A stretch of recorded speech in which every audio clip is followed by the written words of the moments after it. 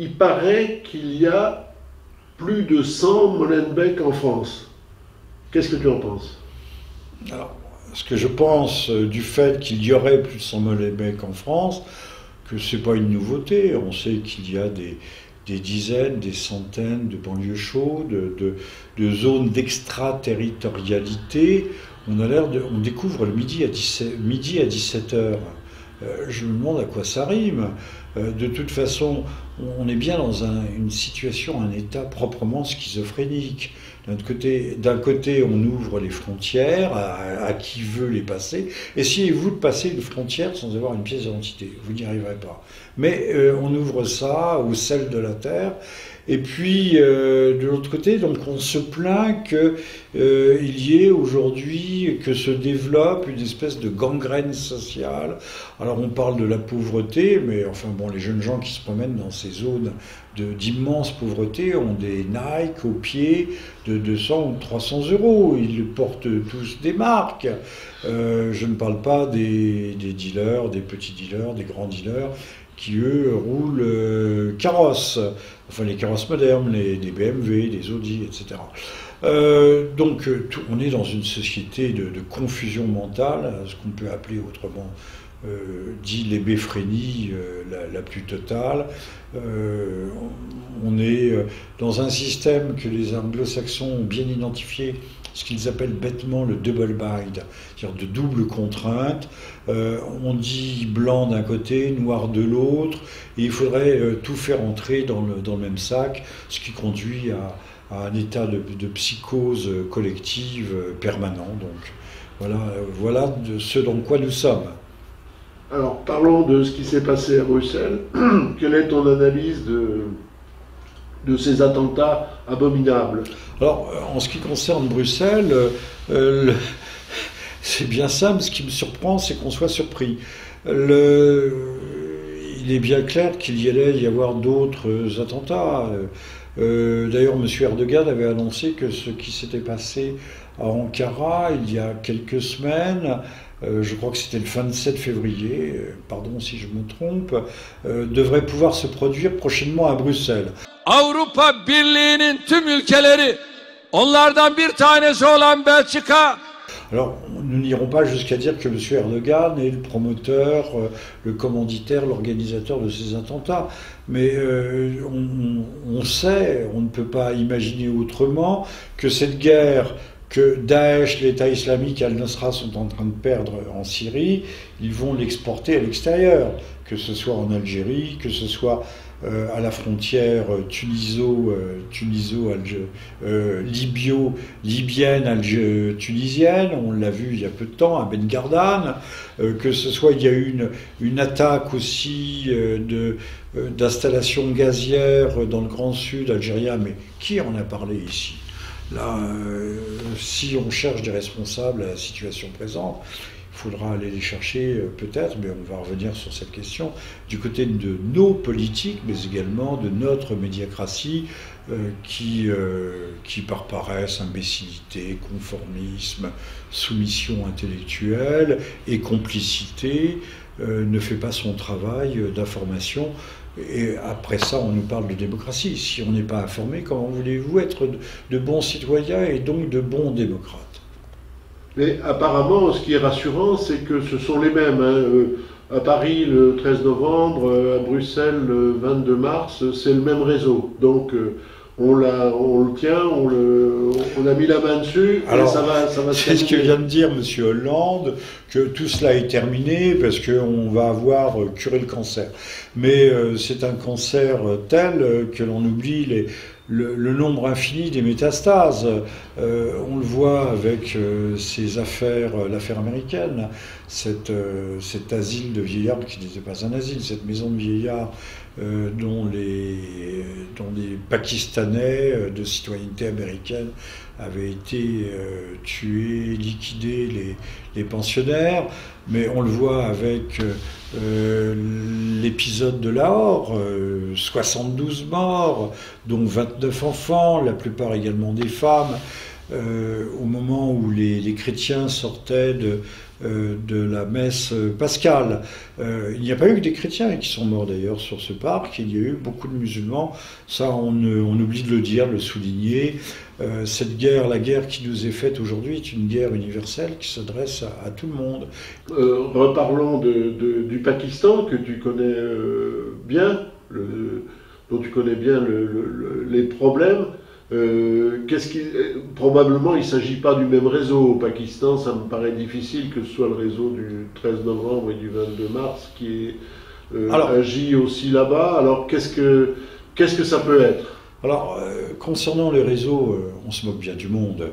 La presse nous accable, nous bassine, nous matraque avec tel suspect qui portait un chapeau, qui portait pas un chapeau, les frères machin, trucs chouettes. Mais enfin, on s'occupe des lampistes là. La presse, si elle devait s'occuper de quelque chose de façon un peu sérieuse, devrait s'occuper des centres de commandement, des donneurs d'ordre, des chefs, des responsabilités, des causes qui sont aussi politiques et qui se trouvent chez nous.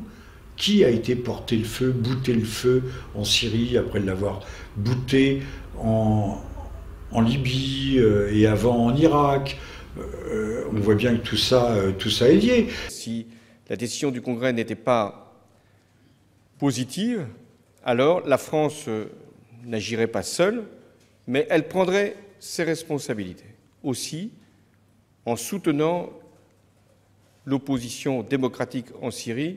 Cela fait des années, pour ne pas dire des décennies, que ce soit les Libanais, les Irakiens, ensuite les Libyens, les Syriens, que ces gens sont déchiquetés par des bombes.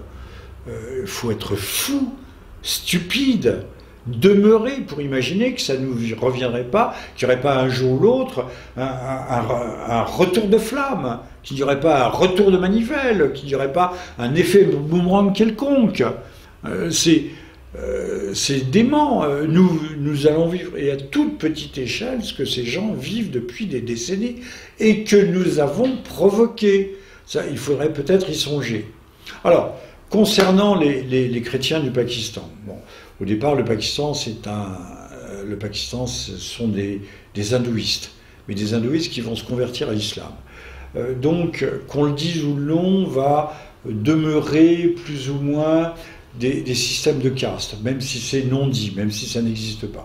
Les chrétiens, ce sont les plus basses castes, comme en Inde d'ailleurs, qui se sont convertis. Donc ce sont des gens qui sont méprisés. Mais qui ont servi de passerelle aussi à l'Occident, parce que comme ils étaient chrétiens, ils ont souvent servi de domesticité, dans le bon sens du terme, au personnel d'ambassade, à tous les expatriés. Et donc ils avaient un parfum de modernité que n'a pas toujours le Pakistan. Mais cet attentat de Lahore ne doit pas nous faire oublier que cela fait des décennies que les chrétiens sont persécutés, sont tués individuellement, sont l'objet de la fameuse loi du blasphème.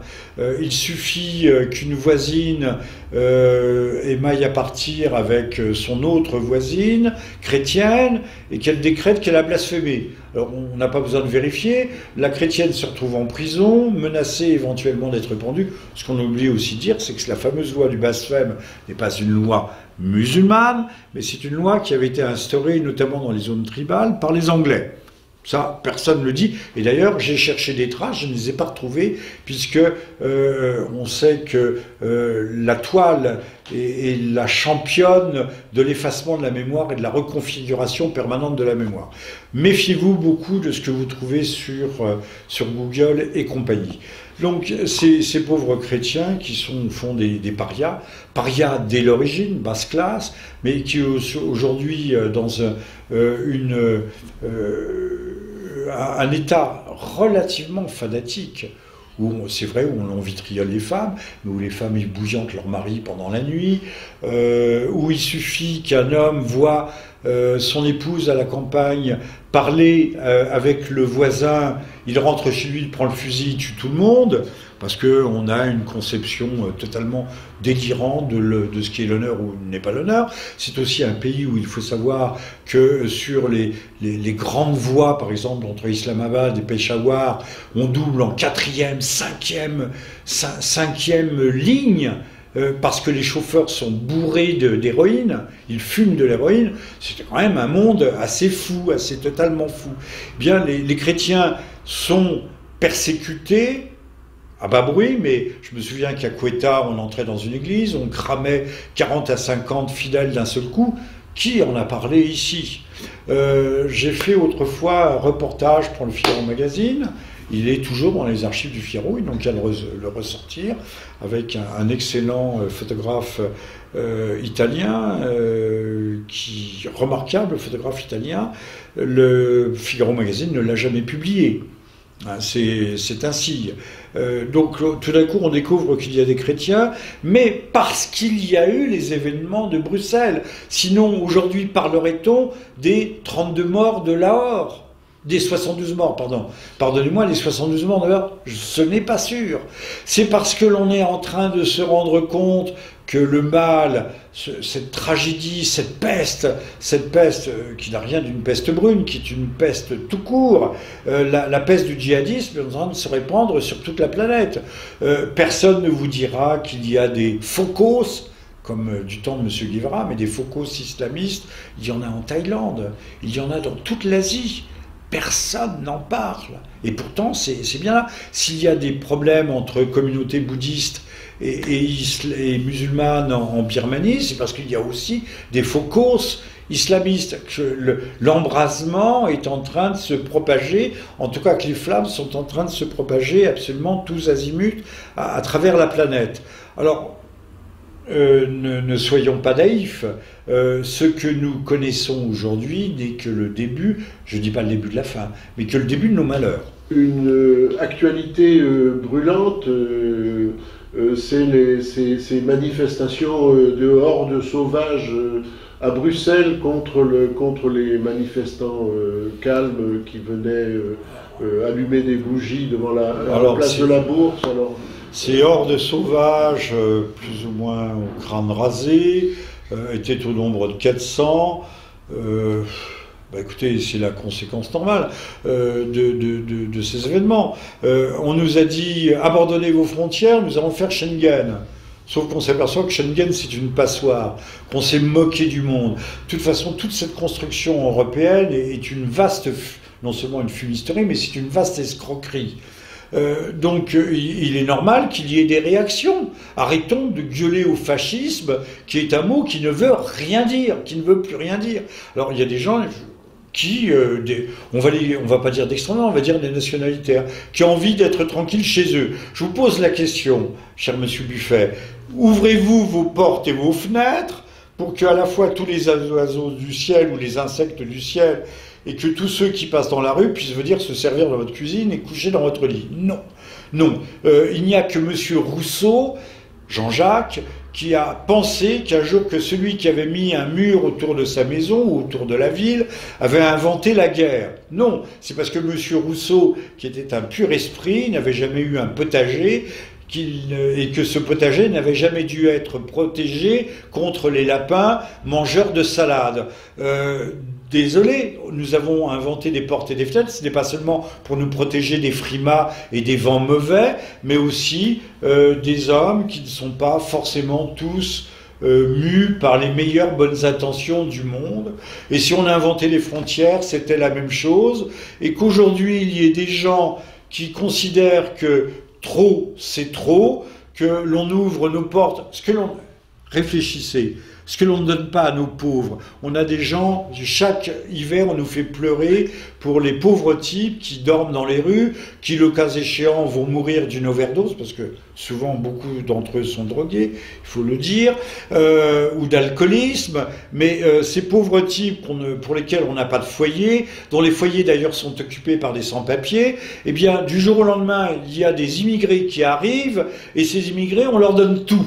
on leur donne des foyers, on va leur trouver du travail, après on ne trouve pas de travail pour les Français, ou qu'on ne pousse pas les Français non plus au travail, puisqu'on leur distribue gratuitement le RSA. Pensons à cela. Ces gens, on peut toujours donner les surplus. Toujours. Il faut donner le surplus. C'est la charité chrétienne. On peut même partager le pain au chocolat qu'on donne à son enfant pour le donner aux petits pauvres. Or, aujourd'hui, on est en train de distribuer, et en Allemagne, comme en Belgique, comme ailleurs, il y en a qui s'en plaignent, on commence à distribuer en priorité à des gens qui, pour la plupart d'entre eux, ne sont pas des réfugiés. On sait que sur 100 demandeurs d'asile, 60 des demandes sont tout à fait illégitimes. On a à peine 40% de Syriens. Que soi-disant il y a des femmes, alors de temps en temps on voit une femme avec un enfant qui est brandi au-dessus de la foule, mais qu'à 80% ce sont des jeunes hommes en pleine vigueur, qui possèdent tous un téléphone portable, qui ont payé, s'ils ont traversé les côtes sur quelques kilomètres entre l'île de Lesbos et la côte turque, qui ont dépensé 900 €, qui en moyenne dépensent presque 10 000 € pour arriver d'Afghanistan, de Somalie, d'Algérie, du Maroc. Mais qui chez nous possède ces 10 000 € en liquide et prêt à être dépensé à tout venant? Ce n'est pas vrai. Aucun jeune foyer ou foyer tout court français ne possède de telles sommes. À telle enseigne que je crois que ce sont les Danois, qui sont des brutes, ont décidé de récupérer les surplus fiduciaires ou les bijoux, à part les alliances, de tous ces gens qui arrivaient pour payer un peu une part de leur écho. Ce qui veut dire qu'ils avaient quand même des surplus, ils n'arrivent pas les mains vides. Et on nous parle de toute la misère de la terre, de la pauvreté, de ceci, de cela. Bon, que les jeunes hommes syriens, d'ailleurs, retournent combattre dans l'armée régulière, dans les troupes gouvernementales pour chasser Daesh. C'est la première chose qu'on pourrait leur demander. Donc là, vous êtes clairement prononcé pour la construction de murs, donc dans le style de M. Trump aux États-Unis, ou même de M. Netanyahou en Israël, pour protéger les pays contre l'invasion venue de l'extérieur. Je ne veux pas construire de murs, je veux simplement que si nous, vous et moi, nous sommes soumis à une légalité, que tout le monde soit soumis à cette légalité, que les gens qui n'ont pas de papier ne puissent pas entrer en fractionnant les frontières. Essayez vous-même de passer une frontière, vous n'y parviendrez pas. Essayez d'aller en Turquie sans papier, essayez d'aller en Algérie sans papier. Vous retrouverez très rapidement en tôle, enfin. Soyons sérieux. Et encore une fois, si ces gens étaient véritablement des déshérités faméliques, affamés, moribonds, d'abord ils ne feraient pas autant de kilomètres, ils ne se paieraient pas des taxis à travers toute la Turquie, ou des trains, ou des autobus, ou des ceci, ou des cela. On nous dit, qui va nous dire la vérité sur la jungle de Calais? On évacuait la zone sud. Mais d'après des bénévoles, j'entendais dire qu'ils avaient des salles de sport, qu'ils avaient aussi des théâtres, des salles de repos, des salles de ceci, et même des lieux de licence, comme on disait autrefois. Ces gens ne sont pas ce que l'on nous dit. Ce sont, faut dire le mot, alors ça va peut-être pas faire plaisir, mais ce sont des envahisseurs. Ce sont des envahisseurs sans armes, mais ils sont les pires des envahisseurs. Les plus hautes autorités morales nous demandent de les accueillir. Enfin, pensons au pape François qui a passé tout son week-end pascal à nous appeler il y a plusieurs solutions chez nous. Plusieurs solutions. Soit le pape François est gâteux, soit il est totalement azimuté. Hein, il est à l'ouest, comme on dit. Soit il nous prend pour des imbéciles. La charité, je ne dis pas que la charité commence exclusivement par soi-même, mais la charité commence par s'occuper de ses enfants et pas préparer les conditions du suicide collectif. Nous pouvons aider, mais si nous sommes totalement pauvres, appauvris, avec plus de 6 millions de chômeurs dans ce malheureux pays, parce qu'il ne faut pas se fier aux statistiques qui ne sont que trucage et mensonges. Si nous voulons pouvoir les aider, il faut être riche. D'abord, pour commencer à les aider, il faut ne pas aller faire la guerre chez eux. Or, la France, comme le Royaume-Uni, comme l'Allemagne, ont mis à la main à la pâte pour créer le chaos en Syrie. Et maintenant, on accueille des sunnites qui sont entrés en rébellion. Je ne veux pas dire par là que le régime de Bachar el-Assad, c'était de purs angelots, que c'était des gens qui avaient la main légère, que la répression n'a pas été terrible, que personne n'a jamais été torturé, qu'aucune population civile n'a été bombardée. À tort et à travers, la question n'est pas là. Il y avait un État, ces gens sont entrés en rébellion contre cet État, ils ont donc participé d'une guerre, et pas seulement d'une guerre civile, ils ont été tout de suite armés par les Français, les Anglais, les Américains, les Israéliens, par tout ce que l'on veut. Et ces gens aujourd'hui viennent se réfugier chez nous. Mais s'ils étaient honnêtes, ce sont des déserteurs, qu'ils retournent chez eux combattre le mal, c'est-à-dire combattre l'État islamique, combattre Al-Nosra. Que font-ils chez nous? Qu'on les arme et qu'on les renvoie. Mais vous critiquez l'intervention des puissances occidentales en Syrie, néanmoins, on a réussi à libérer Palmyre. Alors là, vous ne pouvez pas dire le contraire. On a libéré Palmyre, oui. On a libéré Palmyre. On a libéré des ruines. On a libéré des ruines, voilà. Des ruines qui aujourd'hui sont informes. Les temples, certains temples ayant été dynamités, ils sont en miettes. Va-t-on construire des temples à partir des miettes? D'ailleurs, les autorités syriennes se moquent de nous puisqu'elles disent qu'ils vont tout restaurer. Ce n'est pas vrai. Ils ne restaureront rien du tout. Moi, personnellement, dans ma naïveté, j'étais persuadé que le musée avait été vidé. Il y avait notamment un certain nombre de bustes, de têtes qui avaient été extraites des tombes, je crois que ce sont des tombes nabatéennes, des anciens cimetières. Tout n'avait pas été retiré à temps, donc tout a été détruit, saccagé. Tout cela est un gâchis prodigieux, auquel a participé d'ailleurs l'État syrien, disons-le. Après tout, on aurait peut-être pu mobiliser des forces aériennes massives pour empêcher la progression des forces, je crois que c'est Al-Nosra qui s'est emparé, non pas Daesh, qui s'est emparé de Palmyre. Ça n'a pas été fait, et c'est vrai que l'électrochoc a été puissant, puisque le monde entier a tourné ses yeux vers le désastre archéologique du patrimoine qui est au fond irremplaçable. Vous savez, les guerres, c'est complexe, et les hommes ne sont pas blancs-bleus. Pensez que si les Russes se sont retirés partiellement, bien qu'ils étaient sur la bataille de Palmyre, avec des dizaines, voire des centaines d'opérations aériennes, et qu'ils étaient même, je crois, en encadrement avec des forces spéciales pour encadrer et utiliser les matériels, les armes aujourd'hui de haute technicité qui ne sont pas accessibles, dont le maniement n'est pas accessible au commun des bidasses. Si les Russes se sont retirés, c'est pour laisser aussi en grande partie, les Syriens face à leurs responsabilités. Ne pas se reposer uniquement sur eux, ne pas attendre que les Russes fassent le travail à leur place.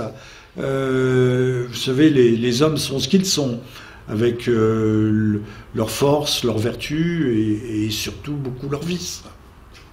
Alors, comment voyez-vous la suite? Vous avez présagé une guerre, une conflagration mondiale Alors, elle est toujours en instance. La conflagration mondiale n'est pas une menace qui soit véritablement écartée. Je pense qu'aujourd'hui, et quand je dis je pense, c'est-à-dire je m'appuie sur un certain nombre de faits, d'éléments, de réflexions, de témoignages, de documents, que la Russie et l'Amérique d'Obama, essayent de stabiliser, de calmer le jeu, parce que les risques sont beaucoup trop grands. Le Pakistan détiendrait entre 300 et 350 têtes nucléaires. L'Inde, certainement à peu près une quantité équivalente. Israël aussi. Ces gens sont assez fous, surtout l'État hébreu, pour utiliser, en cas de menace, et combien de fois d'ailleurs y a-t-il eu Y a-t-il eu des intellectuels, parfois de très haut niveau, pour brandir l'arme nucléaire contre l'Iran, mais aujourd'hui ça peut être contre le Hezbollah. Récemment, des officiels israéliens nous ont dit qu'ils étaient prêts à détruire une partie de Beyrouth, ou la totalité de Beyrouth, après avoir alerté la population, malgré tout, pour détruire, pour éradiquer le risque du Hezbollah. Donc on est quand même dans un monde sous haute tension, et cela, il ne faut pas le négliger. Il est clair que l'affaire syrienne est loin d'être terminée. Il y a maintenant monté en puissance les velléités de construire un Kurdistan autonome, ou des Kurdistans autonomes en Syrie, en Irak. Enfin, il existe déjà en Irak, mais d'agglomérer tout cela, la Turquie ne veut pas en entendre parler, la Syrie non plus. Il y a des pourparlers qui sont en cours, mais les opinions, les avis, les espoirs, les volontés sont extraordinairement contradictoires. Les acteurs sont mal définis aussi. Vous savez bien qu'en dehors des djihadistes, takfiristes, l'État islamique, Al-Nusra, qui ne participe pas aux négociations, les oppositions syriennes sont extrêmement volatiles, complexes, diverses et même antagonistes. Donc il y a cette affaire d'un grand Kurdistan qui peut faire éclater la Turquie. La Turquie est une sorte d'électron libre. M. Erdogan est totalement imprévisible. Il s'est rapproché d'Israël. Il est proche aujourd'hui de Riyad, mais donc on a une nouvelle triangulation Ankara, Tel Aviv, Riyad, qui est une triangulation maudite. Et donc cela signifie que nous ne sommes pas sortis d'affaire. La Syrie non plus. Alors y a-t-il un accord entre une sorte de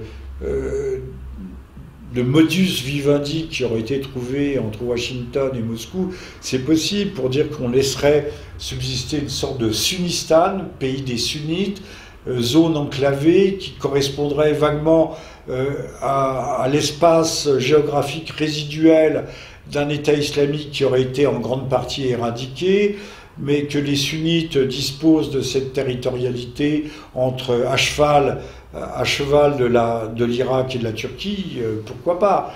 Mais nous sommes loin du compte. Il y a aussi aujourd'hui des forces centrifuges extrêmement puissantes qui poussent à la dislocation du Proche-Orient dans sa totalité, à sa fragmentation, à la création d'une sorte de mosaïque d'États confessionnels, ethniques, ethno-confessionnels ou autres, que ce soit au Liban, en Syrie, en Irak ou ailleurs, ou même en Turquie.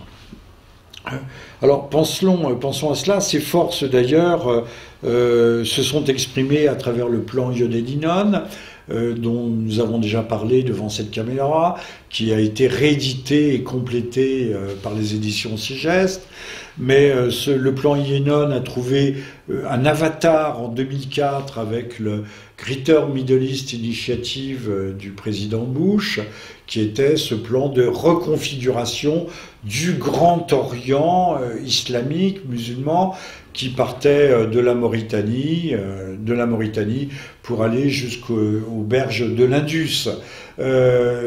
Ce plan, on sent qu'il y a là une sorte de rouleau compresseur qui avance et que, volas nolas, il s'accomplit peu à peu à travers les guerres successives qui ont brisé la Libye, qui en ont fait une sorte de chaos ambulant, maintenant de la Syrie, de l'Irak, du Yémen. Alors je vais vous donner un scoop au Yémen, et c'est une information qui nous vient de Tel Aviv. Au Yémen, les troupes qui opéreraient au sol, les troupes séoudiennes, seraient en fait des mercenaires multinationaux. Hein. Vous avez aussi bien des Tchétchènes, des Colombiens, tout ce que vous voulez, tout ce que vous pouvez imaginer, de l'entreprise, l'extraordinaire entreprise de mercenariat qui s'appelle DynCorp. Parce que Blackwater, c'est-à-dire Academy aujourd'hui, est hors circuit.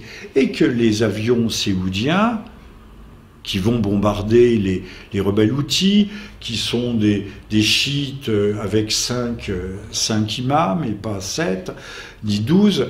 Les houthis, qui sont d'ailleurs associés à certaines tribus sunnites, tout cela est très compliqué, seraient bombardés par des avions pilotés par des officiers israéliens. Donc ça vous donne une idée de ce qu'est aujourd'hui le vaste théâtre d'opération qui est devenu le Levant et le Proche-Orient. Qu'est-ce qu'on peut dire pour conclure ? Écoutez, que les événements, pour conclure, ou pour ne pas conclure plutôt, les événements de Bruxelles après ceux du 13 novembre ne sont que des amuse-gueules. Monsieur Erdogan nous a prévenus, ce qui s'est passé en Ankara se passera à Bruxelles. Certains voient la main de l'État profond. Alors, nous venons d'évoquer éventuellement l'État profond turc, mais ça peut être aussi les réseaux Gladio, ceux qui ont été les responsables de la stratégie de la tension entre 1960 et 1980 à travers toute l'Europe, que ce soit en Allemagne, mais surtout en Italie. Nous avions un théoricien qui était un agent à la fois triple, italien, américain et israélien, qui s'appelait Michael Lydon, et qui était un grand théoricien de la stratégie du chaos constructif, bien entendu, inutile de le dire. Le chaos ne peut être que constructif. Cet homme avait été impliqué, au moins mentionné dans l'attentat de la gare de Bologne, qui a fait 80 morts. Aujourd'hui, je crois que nous nous trouvons dans le cadre d'une stratégie de l'attention, et que si notre presse, si elle existait, si la presse d'enquête existait, au lieu de se polariser sur les lampistes, c'est-à-dire les poseurs de bombes, ceux qui portent des ceintures d'explosifs ou manient la Kalachnikov, qui sont la plupart du temps, vous savez, des voyous soi-disant islamistes, mais qui fréquentent les maisons de tolérance, en tout cas les filles faciles, qui boivent à outrance, qui sont éthyliques, qui sont également des toxicomanes et qui pratiquent le petit ou plus banditisme. Donc au lieu de se préoccuper de ces gens qui ne sont rien, on ferait mieux de s'occuper des vrais commanditaires, de voir où sont les vraies responsabilités, de mettre aussi l'accent sur la culpabilité, je dis bien la culpabilité du gouvernement, qui ont mené des politiques absolument désastreuses, catastrophiques et criminelles au Proche-Orient et ailleurs, et qui continuent avec l'assentiment, tout en se faisant passer pour des sauveurs et des gens qui organisent l'ordre et la sécurité dans nos sociétés, et qui, à l'occasion de ces attentats, font passer des textes de loi qui restreignent toujours plus les libertés réelles des citoyens qui, en tout cas, n'ont pas grand-chose à se reprocher.